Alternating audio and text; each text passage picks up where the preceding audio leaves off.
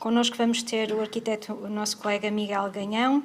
Ele portanto, vem da Direção de Conservação do Património Gebalis, empresa municipal SA.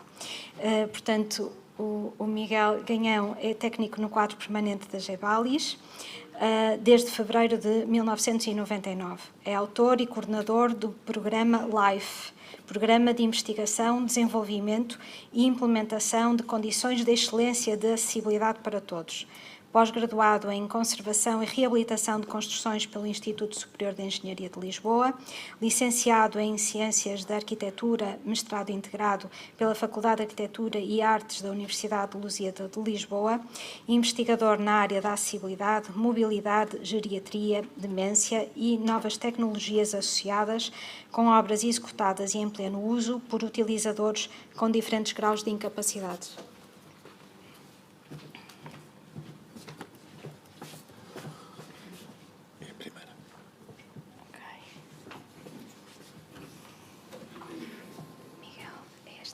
Sim, sim.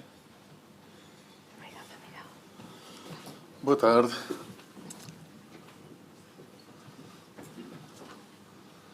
Vou ter a certeza que isto está no silêncio, senão...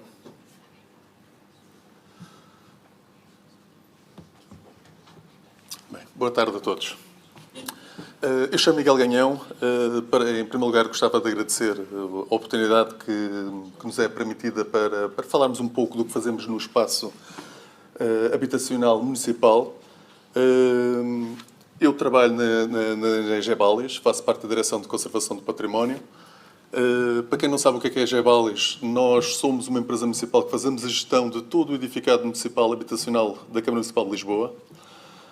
Vamos lá ver se não falho os números, temos 69 bairros, 1.800 lotes, qualquer coisa como 22 mil habitações. Em números redondos, somos responsáveis por pela vida de cerca de 80 mil pessoas. Como tal, no meio de tanta gente, logicamente, também temos muita gente com problemas de acessibilidade, de mobilidade, e é essas pessoas que nós nos dedicamos, aliás, dedicamos a todas, mas a estas em especial para tentar oferecer um produto novo. Em 2011 começámos uma grande aventura, que foi, tentámos fazer pela primeira vez uma habitação de uso universal. O que é que nós entendemos por uma habitação de uso universal? Tal como o nome diz, é uma habitação na qual tentamos chegar a todos, que tenha um uso intuitivo, que seja fácil chegar, seja fácil utilizar. E, como tal, em 2011 projetámos esta primeira habitação. Foi uma habitação especial porque isto foi uma situação diferente. Nós fazemos milhares de vistorias todos os anos. E houve uma senhora que nos pediu para irmos à casa dela que tinha problemas de habitação. Nós não percebemos bem quais eram os problemas de habitação. Quando lá chegámos, reparámos que a senhora simplesmente era refém da sua casa. Ela vivia num quarto, ela não conseguia sair do quarto. Ela era lá que fazia as suas necessidades, era lá que comia, era lá que... E foi lá parar depois de um acidente de viação, na qual foi colhida por um caminhão e, como tal, ficou acamada durante 36 anos. Após a nossa intervenção, a senhora conseguiu ganhar mobilidade. E aqui, pela primeira vez, o que é que nós fizemos? Nós fizemos uma cozinha acessível, uma cozinha dinâmica. Tanto a bancada inferior como o móvel superior mexem. Têm motores independentes. Eram comandados por botões que estavam embutidos nas paredes. Esta casa é muito pequenina. Esta casa não chega a... Aliás, pouco mais de 40 metros quadrados tem. Daí nós termos optado pela colocação dos revestimentos em meia esquadria, precisamente para dar uma ilusão de... para que visualmente a casa não parecesse tão pequena. Esta casa teve igualmente outra particularidade. Eu diria que nós tivemos a moradora 100% em obra. Ela não distaía da obra. Também foi muito bom. Porquê? Porque graças a ela nós conseguimos ir testando os vários acessórios. Por exemplo, muitas vezes, para se ter uma ideia, nós nunca tínhamos feito isto. Imaginemos, nós estávamos 8 horas a fazer a estrutura, por isso simplesmente chegávamos ao final do dia e pedíamos, Dona Rosa, faça lá um favor, chegue lá aqui, enfia lá aqui a cadeira, a ver se isto funciona. Às vezes funcionava, outras vezes não funcionava. Quando não funcionava, eram 8 horas de trabalho que tinham ido à vida e no dia seguinte tínhamos que repetir o processo todo. Mas pronto, depois no final correu bem. Entretanto, a obra avançou, conseguimos fazer aqui algumas diferenças. Pela primeira vez fizemos também zona de duche na própria laje. Aliás, esta casa não é térrea. Aquele móvel tinha uma zona de lavagem que permitia pôr tinha um escorredor automaticamente para a zona de lava-louça. Mas tudo o que era comandos era tudo, nesta época, feito de forma arcaica ainda. Em 2012, demos o grande boom na área da habitação universal. Esta casa já era uma casa maior, o desafio aqui também foi maior. Aqui foi para um tetraplégico. Este jovem, nome Samir, aliás, todas as nossas obras têm um nome. Tem um nome que é o nome da pessoa. Nós conhecemos as obras todas pelo nome, porque ao fim e ao cabo nós acabamos por ser aquelas pessoas que para nós é como se fossem amigas. Acabamos por conhecer a sua própria vida, ver coisas pessoais e isso tudo. Tal como eu estava a dizer, esta casa foi para um tetraplégico. Este jovem tinha 98% de capacidade comprovada. Ele só mexia a ponta dos dedos e o pescoço. Não falava, mais nada. Quando aceitámos o desafio, aliás, nós não sabíamos ao que íamos, passámos muitas horas sem dormir, mas pronto, lá se conseguiu. Como é que nós gerimos a coisa? Esta casa nós tivemos que utilizar bastante. Aliás, primeiro eliminámos todas as variáveis arquitetónicas, as barreiras arquitetónicas. Utilizámos bastante domótica e automatização. Aqui na questão da domótica e da automatização tivemos um problema que eu não sei se por acaso vocês sabem, alguns seguramente saberão. Enquanto que tínhamos a domótica a funcionar por infravermelhos, tínhamos toda a automatização a funcionar por radiofrequência. Acontece que este jovem, tal como muitas pessoas, têm dispositivos eletrónicos de tipo pequenas válvulas que é para controlar os espasmos, ao fim e ao cabo, todos aqueles estímulos nervosos graças aos implantes que eles têm inseridos dentro do corpo. O nosso problema era como é que nós conseguiríamos garantir que um dia, sem querer, ao ativar um comando qualquer, não interferiria com o dispositivo que o utilizador tem dentro do corpo. Corpo clínico. Isso não há problema nenhum, porque os nossos aparelhos funcionam muito a baixa frequência, os vossos trabalham noutra, não há problema nenhum. A partir do momento em que dizemos, tudo bem, estou a fazer uma declaração, onde vocês assumem que não há problema nenhum. Logicamente, quando solicitámos isto, o corpo clínico disse, temos que pensar noutra solução. Conclusão. Tivemos que criar um interface onde começámos a trabalhar tudo com infravermelhos. Ou seja, a partir desta data, as nossas casas passaram a funcionar todas por infravermelhos. Estamos a falar de infravermelhos de largo espectro. Ou seja, o que é que isto quer dizer? Já não tem que se apontar diretamente para o receptor, basta apontar para qualquer lado, que o sinal é recebido. Nesta casa, também, pela primeira vez, utilizámos os tetos. Normalmente os tetos são zonas que não se aproveitam das habitações e utilizámos-los como? Utilizámos-los para fazer a suspensão de peso. Por exemplo, o Samir era um jovem com 30 e poucos anos. É mais ou menos a minha estatura. Agora, como todos sabemos, um corpo assim, sem se movimentar, é extremamente pesado. Neste caso, a cuidadora era a mãe, tinha muita dificuldade em levantá-lo, e então, com o sistema que nós idealizámos, conseguimos fazer que fosse possível e fácil a deslocação do jovem, quer da cama para a cadeira, quer da cadeira para a zona de banho, e vice-versa. Esta casa tinha igualmente outras particularidades. Graças ao sistema domótica instalado, eles, em qualquer parte da casa, graças a um comando, e também graças aos comandos fixos, era possível controlar tudo e qualquer coisa da casa. Por exemplo, o jovem estava no quarto, se ele quisesse, conseguia controlar, abrir a porta da rua, a porta da casa de banho, as luzes, os stores, conseguia fazer tudo e mais alguma coisa. Este jovem nunca tinha tido mobilidade. Graças a esta casa, ele começou inclusivamente a sair para o exterior. Aliás, a mãe uma vez que queixou-se a mim Você arranja-me um grande 31, que Samir nunca saiu de casa, agora só querem sair de casa. Mas pronto, eu pessoalmente fico feliz. Aqui estão alguns exemplos. Esta casa teve também que, pela primeira vez, tivemos que usar unidades auxiliares de potência. Porquê? Porque imaginemos que faltava luz. Isto é tudo muito bonito e ficava lá toda a gente fechada. Não, assim não acontece.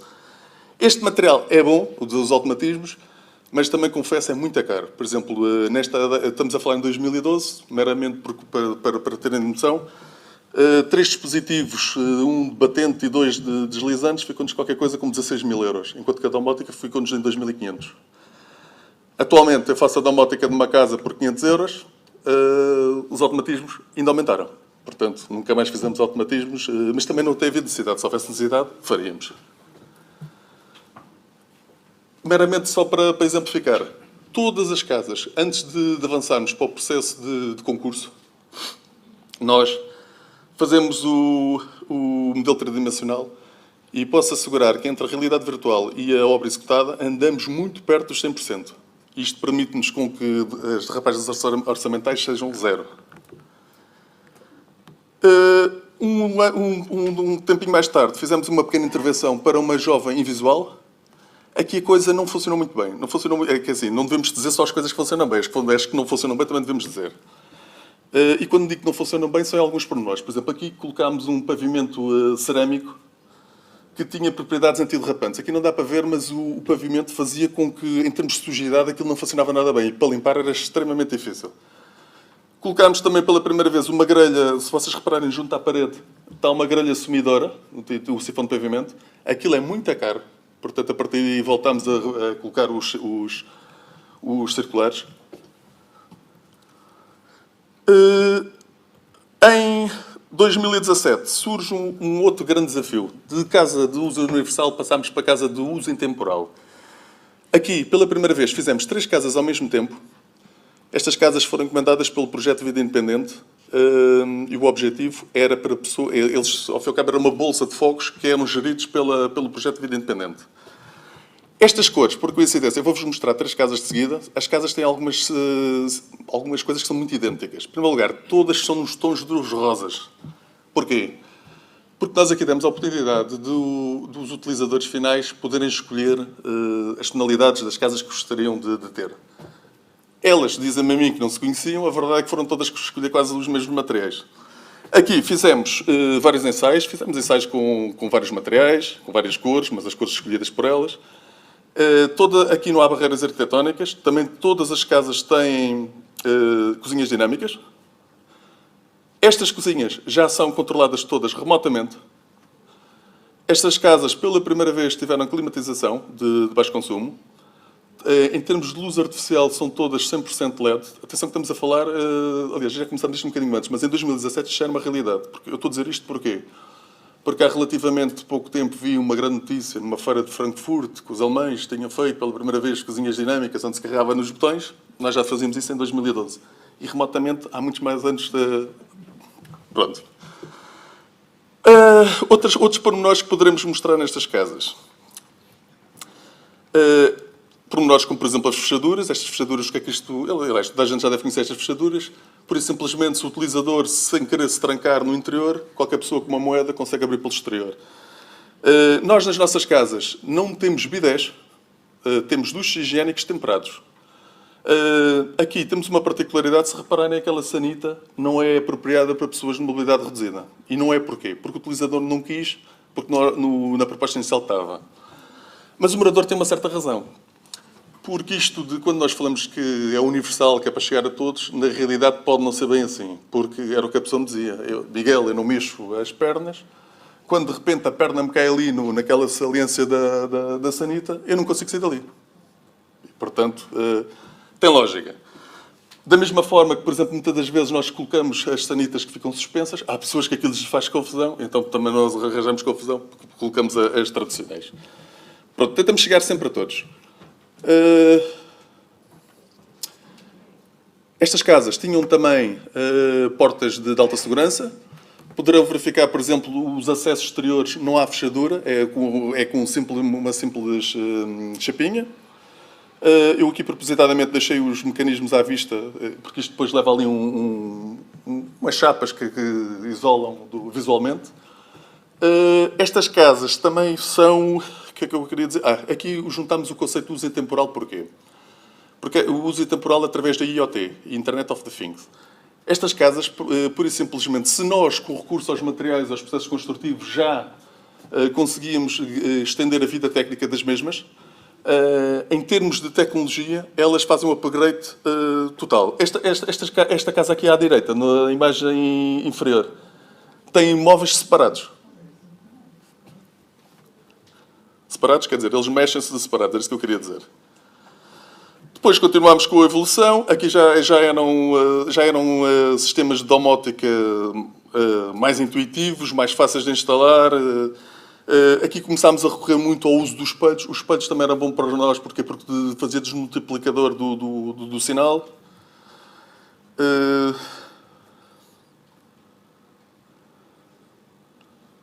Alguns exemplos. Aquele dispositivo que está ali à direita, por simplesmente, debaixo da tomada, é um servidor. Enquanto que antigamente nós tínhamos que fazer redes de domótica de baixa tensão, montes de cabos, ao fim e ao cabo era mais uma rede elétrica. Atualmente, graças a software dos fabricantes, a coisa é muito intuitiva, qualquer um de nós chega lá e consegue... É um sistema aberto, conseguimos ir colocando domótica consoante vamos tendo necessidade.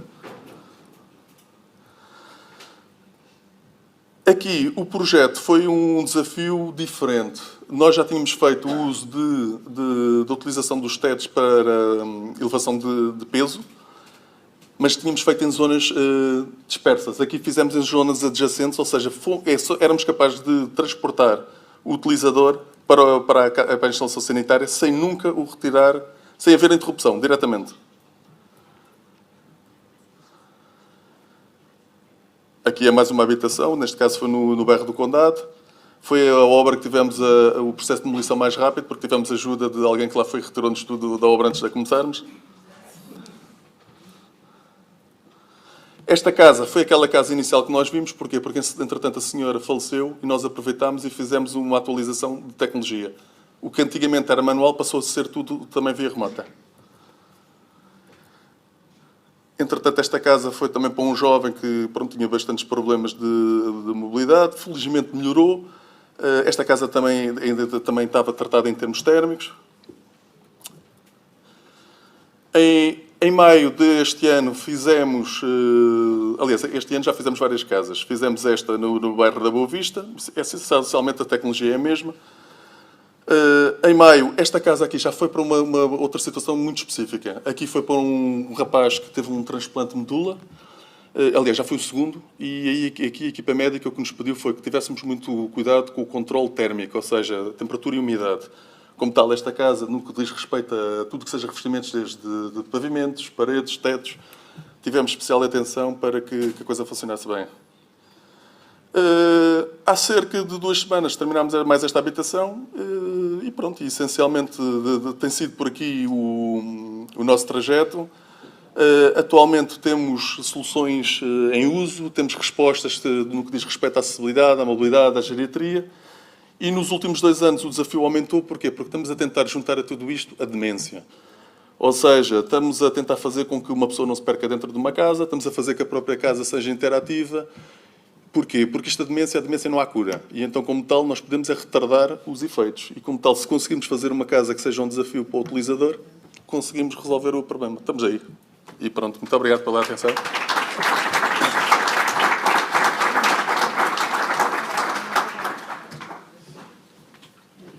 Vamos iniciar a sessão de encerramento. Eu vou pedir ao Sr. Engenheiro Rodrigo Ramos para se deslocar aqui até ao púlpito, em representação da Sra. Secretária de Estado da Inclusão, a doutora Ana Sofia.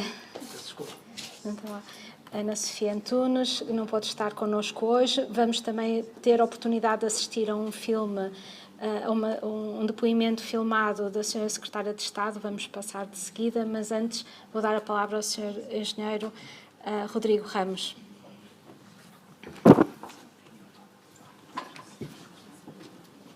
Muito boa tarde. Agradeço em primeiro lugar à Ordem dos Arquitetos pelo convite e pela oportunidade de estar aqui convosco e não consigo deixar de agradecer a presença de tantos arquitetos, inclusive de outros países que não o nosso, que deixaram de estar ao pé das suas famílias e nos vieram ajudar a trabalhar este tema que é de especial importância. Portanto, fica aqui, não consigo deixar de agradecer, embora tenha sido um convite feito pela iniciativa da Ordem dos Arquitetos. Portanto, fico muito feliz, como foi dito aqui várias vezes, e a Joana Gorgueira disse, trazer para cima da mesa esta temática. Quem fala no fim tem sempre muito pouco para dizer. E eu gostaria de sinalizar aqui algumas questões que foram abordadas sem fazer grande referência àquilo que é a estrutura de missão. E estrutura essa que está disponível para colaborar convosco, quanto mais não seja apoiar-vos na procura ou na identificação de soluções que considerem necessárias. Eu há pouco ouvi aqui uma arquiteta, numa conversa paralela, a perguntar ao arquiteto que esteve da Gebalis como é que chegou ali, como é que fez aquilo. A nossa estrutura de missão tem arquitetos que não fazem outra coisa, como estava aqui o Pedro ali, a Pedro, se não estou em erro a dizer, que não fazem outra coisa a não ser trabalhar as acessibilidades. Portanto, e lidamos com muitas questões e aprendemos muito. Tivemos cá 3 técnicos ontem, com os arquitetos que nos vieram ajudar de fora a melhorarmos esta nossa temática, para trocar experiências, e acredito que os meus colegas que não fazem outra coisa a não ser acessibilidades, tenham aprendido mais que aquilo que conseguiram ensinar. Portanto, estamos sempre a aprender e eu daqui a pouco vou voltar a tocar neste tema. Todos nós temos muito para aprender. Gostaria de sinalizar, dentro daquilo que foi ouvindo, várias coisas. Uma delas, a acessibilidade não tem limites. Ouvimos aqui o Castelo de Leiria, que consegue vencer 38 metros. Portanto, não tem limites. Falámos em desenho universal. E não esqueçam isso quando estiverem a conceber. Porque se o desenho for pensado para todos, eu não tenho dúvida nenhuma que a acessibilidade deixa de ser uma despesa e passa a ser um investimento. Porque é para todos. Uma outra coisa que também queria sinalizar aqui é, tendo como referência aquilo que o arquiteto da Gebalis falou e que depois eu julgo que o Bento e a Carme também tocaram, que é nós, quando compramos uma casa ou quando desenvolvemos algo para usar, não temos muitas vezes a consciência, vou ser um bocadinho mais agressivo no termo que eles usaram, podemos estar a projetar ou a comprar uma prisão. Não é? Dizia o arquiteto da Gebalis que estava uma senhora presa há 37 anos, se eu não estou em erro. Portanto, nós, quando compramos uma casa, e falo só neste exemplo, olhamos para muitas variáveis e não olhamos, de facto, para aquilo que poderá ser a nossa prisão. E volto a dizer, se pensarmos nisso à partida, a acessibilidade deixa de ser uma despesa e passa a ser um investimento, que é um desafio, nós sabemos. De acordo com os dados que foram extraídos do INE, nos dados provisórios, eu não sei exatamente a abrangência desses dados, mas não deixa de ser um dado, 80% do edificado, 82% do edificado foi construído antes de 1997. Portanto, é natural que quando a maior parte do edificado foi construído antes de existirem normas, que ele não as cumpra. Portanto, é um desafio. E é um desafio que são vocês, eu não tenho dúvida nenhuma, que os arquitetos são aqueles que mais poderão contribuir para termos um país acessível. Eu não tenho dúvida nenhuma que é preciso dinheiro. Todos nós sabemos disso. E não sei se sabem, mas o nosso país foi o único Estado-membro a ter programas, ainda que pequenos, focados na questão das acessibilidades. Eu não sei se isto é bom ou se é mau, porque se os outros não o fizeram, se calhar estão um passo muito à frente do nosso. Entendeu-se que os diferentes, percebeu-se, e esta estrutura foi criada para isso. Também é o objetivo ser provisória e que dure ainda menos ou muito menos, como dizia a Joana, a Associação Salvador, e já falámos sobre isto, o que nós queremos é deixar de ser precisos. É para isto deixar de ser um assunto. Não é? Portanto, é verdade, ou seja, quer dizer que se nós não obrigarmos os organismos de administração pública a alocar recursos para isto, muito facilmente eles são canalizados ou provocados, ou sentem-se na vontade de os canalizar para outras áreas. Para outras áreas, às vezes da área de negócio. Portanto, há falta de dinheiro, há burocracia, há falta de sensibilização, há muita coisa, e uma que eu julgo que não foi dita, ainda que julgo que também foi o Pedro que tentou tocar nela. Há falta de conhecimento. E aqui eu quero... Vocês, à partida, serão os arquitetos que mais sabem das acessibilidades porque estão aqui e reconhecem que querem aprender mais, que têm essa oportunidade. Mas não levem a mal, e eu espero que a Ordem não fique chateada com esta minha intervenção ou com esta minha observação. Eu sou engenheiro civil, portanto já tinha sido apresentado a minha declaração de interesses. Não estou habituado a estar no meio de tantos arquitetos, porque quando era projetista ou quando acompanhava obras, normalmente era ao contrário, havia 1 ou 2 arquitetos e muitos engenheiros. Portanto, eu aqui estou na posição inversa. Mas foram várias as vezes que eu vi colegas vossos, quando estava a projetar, como é que vamos dar a volta a isto? Ora, e também vi, e hoje vejo, e porque tenho trabalhado mais convosco noutras instâncias ou noutros momentos, que há falta de conhecimento efetivo sobre as normas. São muitas vezes mal aplicadas. Às vezes há vontade de a aplicar, há essa vontade, há essa preocupação, mas ela não é bem aplicada. Portanto, eu não tenho dúvida nenhuma, e sou um defensor, e há aqui pessoas que sabem disso, da revisão das normas, mas também foi aqui dito. Não deixem de aplicar as que existem, porque eu estou convencido que se elas tivessem sido aplicadas, que há normas há 25 anos, se elas tivessem sido aplicadas, nós estávamos aqui a ter uma conversa muito diferente. Estávamos aqui a falar nas outras dimensões, que é verdade que hoje se reconhece que aquelas normas mais antigas não contemplam, mas estaríamos a falar dessas, porque as outras estavam adquiridas. E não é essa a nossa realidade. Portanto, eu, enquanto pessoa que vive esta área, deposito não só na administração pública, mas muito nos arquitetos, esta mudança e o alcance de uma efetiva acessibilidade. Portanto, eram as palavras. Achei mais interessante comentar os pontos que fui ouvindo. Deixam ter a intervenção. Muito obrigado a todos por estarem aqui nesta sessão.